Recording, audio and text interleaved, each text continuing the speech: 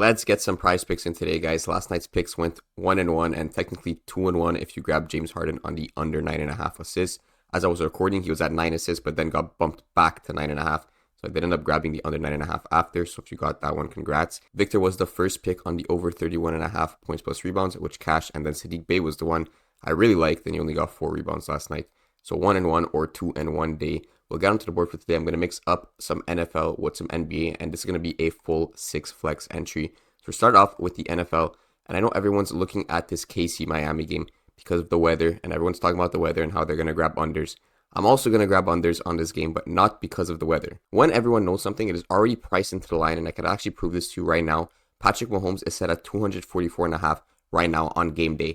I took his line on Tuesday here, January 9th, on the over 260.5 pass yards. You can see how it dropped by 16 passing yards. And then even the receivers, Rice and Kelsey's at 58.5, I want to say right now, and Rice at about 61.5. So these things are already getting priced into the market as time goes. These sportsbooks are not slipping up based on weather. They all know this too. So if everyone's taking this unders because of the weather, that's not really the correct reason to take it. The lines are already adjusted to reflect these weather changes. So why I'm grabbing the under in the first place actually is just because the line is set too high on Prizepicks. You can see 244.5 on Patrick Mahomes on the passing yards. If we check on every other sportsbook, he is set at 253.5 on BetMGM. So first of all, that is the only outlier. You can see every other sportsbook has him at 243.5 all the way down to 239.5. So obviously the consensus is around 243.5, maybe a bit lower, even at like 242.5. If you have BetMGM, guys, I don't have access to this sportsbook, but if you do, definitely grab that under. That's set way too high in respect to the whole market. But definitely feel comfortable at 244.5 on the under. And the reason I'm truly leaning towards the under is because Kelsey is also set too high. I like to pair Kelsey with Mahomes rather than Rice and Mahomes. If you guys don't know what I'm doing here, it's correlation. I mean, pretty much everyone knows this at this point. But if you grab a quarterback, you might as well grab his receiver, because if one's going under, the other is more likely to go under too. Same thing on the overs. I'm just finding out, is the over the better play or the under the better play? And I think the under is the better play in this case. We can take a look at Kelsey. He's set at 55.5 on most sports books, 56.5 here and 57.5 here. We're getting a slight edge here at 58.5. So that is why I'm going with the unders. That has nothing to do with the weather. The lines have already been adjusted like 20-30 passing yards because of this weather. Another reason I would be leaning towards the under on the Chiefs is just because they are the favorites, -4.5 spread.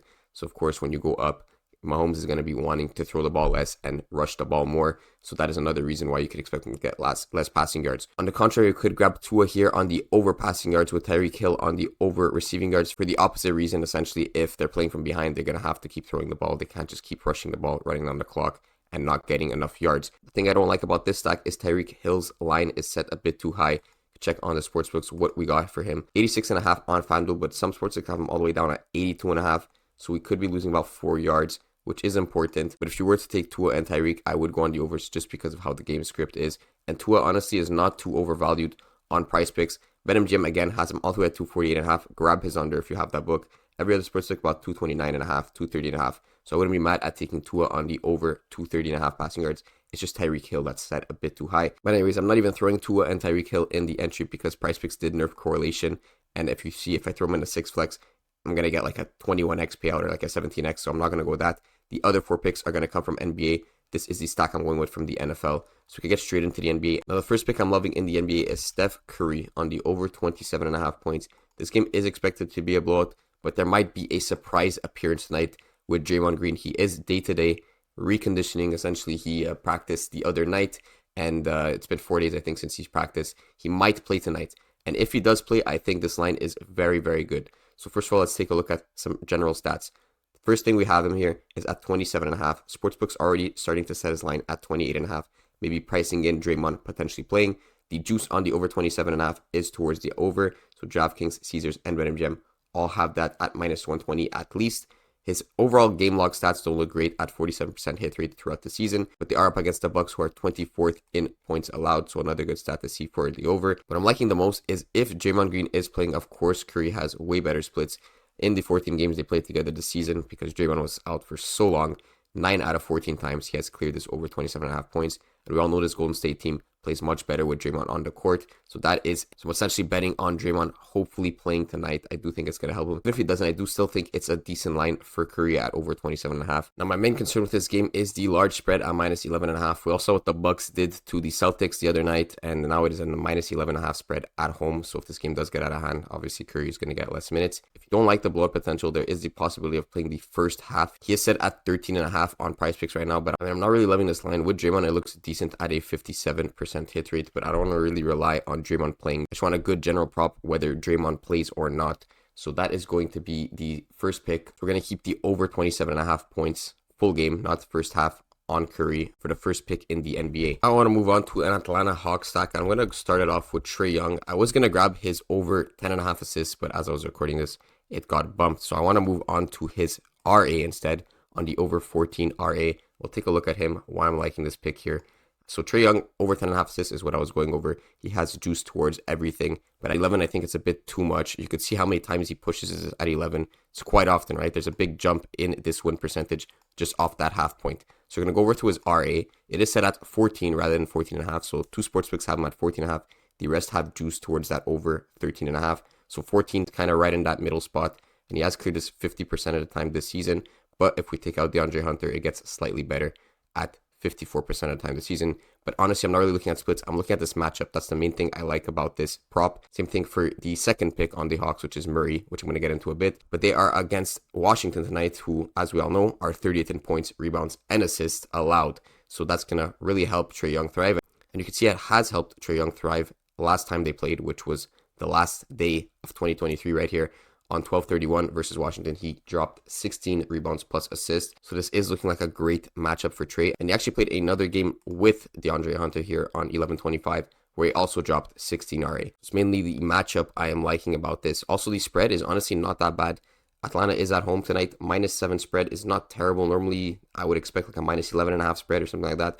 -7, that game might be tighter than you might expect. So I'm liking the fact that we might get some more potential minutes on Trae Young and on Murray, who we're going to be matching this prop with. So Murray splits have not been good throughout the season, but of course DeAndre Hunter is out and that completely affects the lines. Overall, we could check the juice. Not much juice towards the over. We got him on FanDuel and Caesars and PointsBet towards the over, but MGM and DraftKings kind of have him flat at that -115. But again, Washington 30th in points allowed. I'm expecting Murray to get a nice chunk of those, but let's check the splits without DeAndre Hunter. It looks much better here. 7 out of 13 times he has cleared this. And you can see he's been on some very good form recently here.